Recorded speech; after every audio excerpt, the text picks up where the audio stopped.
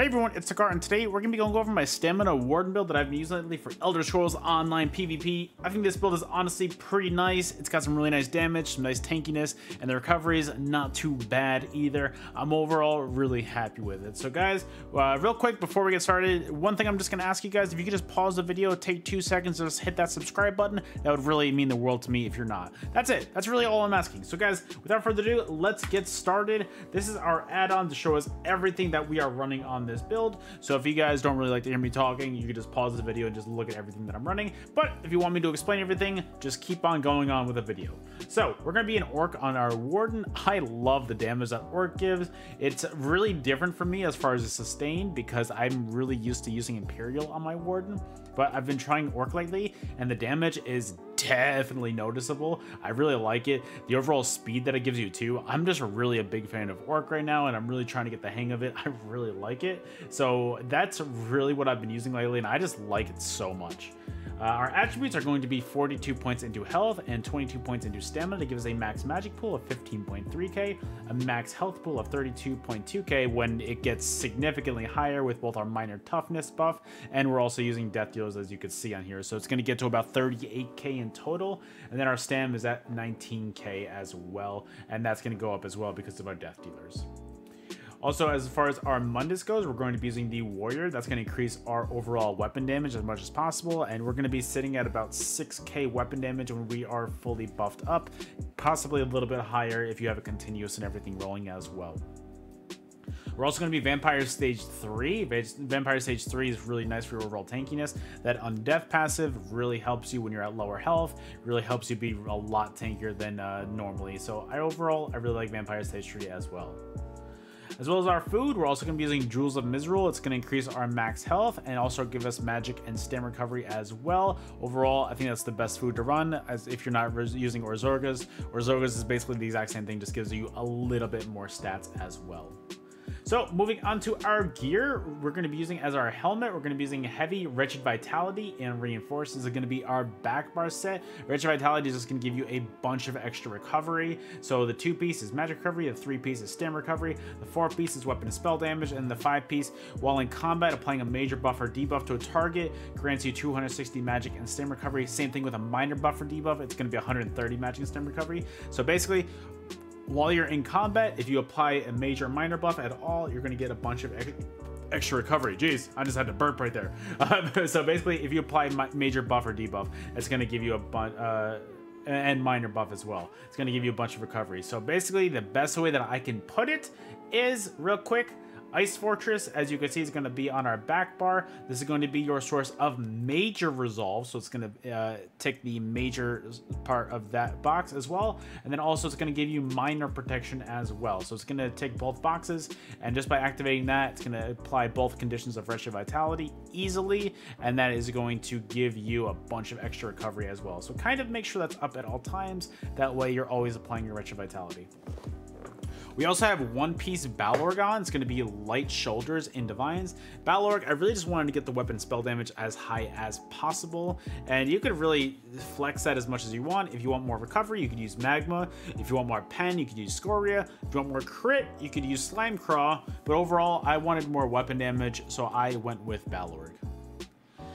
And for my chest piece, again, Heavy Wretched Vitality and Reinforced. And looking at our different set, we're using Medium Deadly Hands in Impen. Deadly is going to give us line of weapon and spell damage, crit chance, weapon spell damage, and then increases the damage done of my damage over time and channeled attacks by 15%. So our dots are going to hit a lot harder than normal, and I just overall have been really seeing the difference between using Deadly and other things. I was using Way of the Fire before because I play meta a lot of the times because I like to play both meta and off meta, and using this, the damage was definitely significantly different on my dots. I mean, when I was using Way of the Fire, that was a whole different story, but using Deadly, the difference is very, very noticeable and your damage is a lot higher, and I really like it. Also for our waist piece, we're going to be using Medium Impen as well for Deadly. For our legs, Heavy Wretched Vitality and Reinforced, and for our feet, Medium Deadly in Impen. For our jewelry, we're going to be using Death Dealer's Fate as our mythic. It's going to be in the infused trait with a weapon and spell damage enchantment on it. Basically, Death Dealers, you're going to get a stack every 2 seconds when you're in combat, up to 30 stacks. And when you're at max stats, you're going to basically get an extra 2,800, I think it comes out to, magic, stam, and health. So it really just pads your stats and it makes you a lot beefier. And I just think it's one of the best mythics in the game. I think it's probably the best mythic for Warden personally. And overall, I just think it's great. As our other ring, we're going to be using Deadly in the infused trait with a weapon and spell damage enchantment on it. And also we're going to be using Deadly as our necklace as well. Infused weapon and spell damage enchantment on it. Our front bar is going to be Master's Perfected Maces. Our main hand is going to be Nirnhoned with a poison damage enchantment on it, and our offhand is going to be Sharpened with a disease enchantment on it. I know Master's Dual Wield, it's going to get slightly nerfed next patch for update 41, but I still think that this is going to be very, very, very viable. I mean, this is just my prediction. I don't know if it's true or not, but I really think it's going to be still pretty nice next patch. I think you need to get to about 7,000 weapon damage to get to the exact same point that Master's is at right now, but let's be honest. Masters is very overtuned, so even if you're at 6,000 weapon damage, I think it's still going to be really strong. So let's see how it goes next patch. I'm still running it this patch, so yeah, that's that. And then back bar, we're going to be using an Ice Staff of Wretched Vitality, defending with an increased weapon and spell damage enchantment on it. As I'm going to go to our skills in a different menu because these are pretty small icons, so I'll bring that up in a different part. So we're going to look at our CP right now. I'll just do it right here as well because, you know, it gets a lot bigger here. For our blue slottables, we're going to be using Ironclad, Focus Mending, Thaumaturge, and Mastered Arms. Our red slottables are going to be Pain's Refuge, Sustained by Suffering, Survival Instincts, and Relentlessness. And then for our green tree, I really like using Breakfall, make sure that's always in. And then what we really care about is Rationer and Liquid Efficiency. And then let's look at our skills real quick in this menu because overall I think that these icons are a little bit bigger, so you know it's easier to see. So we're going to be using Rending Slashes as our main spammable. This is going to be a great spammable to use because on top of this doing a decent amount of damage, I know the tooltip's not that high, we're not really buffed up at all. We're also going to be getting a nice bleed damage on our enemies, and that is going to be buffed by our Deadly, and also it's going to be buffed by our Master's Dual Wield. So that is going to hit incredibly hard, and just make sure that you are using this whenever you're not using any kind of other damage abilities. Make sure you always have all your dots on them at all times. You don't really have too many dots, but they are going to be buffed by your Deadly, so make sure that this is on your enemies at all times. Also, we're going to be using Bird of Prey. This is going to give you Minor Berserk at all times, so it's going to increase your damage done by 5%. Also, it's going to give you Major Expedition by using this, so it's going to increase your movement speed by 30%. Also, it's going to be a nice snare removal and immobilization removal. So basically, you just gain immunity to all that for 4 seconds, so that's huge as well. Also, Whirling Blades. This is going to eat up your stamina, so please do not spam this. But it is a great execute to use, especially when people are roll dodge spamming. It is a great way to secure those kills. And overall, if you get your combo done right, make sure you end with this, and that kill is secured. It's so nice. Also, we're going to be using Deep Fissure. This is going to be your source of burst damage on this build. If you could time this right with your Dawnbreaker, you're getting a lot of enemies from 100 to low health very easily. Also, on top of that burst damage that it does, it also afflicts your enemies with major and minor breach, so it's going to reduce their physical and spell resistance by about 9,000. So please make sure you're hitting your enemies with this. Don't miss. Make sure you're hitting them with this. Create a little bit of space between your enemies, that way you can line it up properly, and make sure you're just having this hit your enemies at all times. It's going to make them a lot squishier.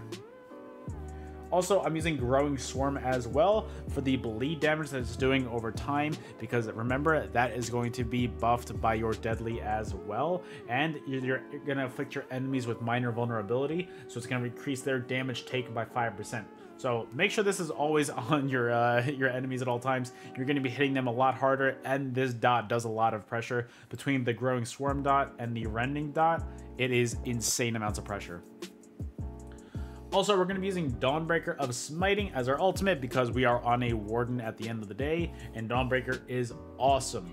that pressure that you could put with Dawnbreaker and the Fisher is huge.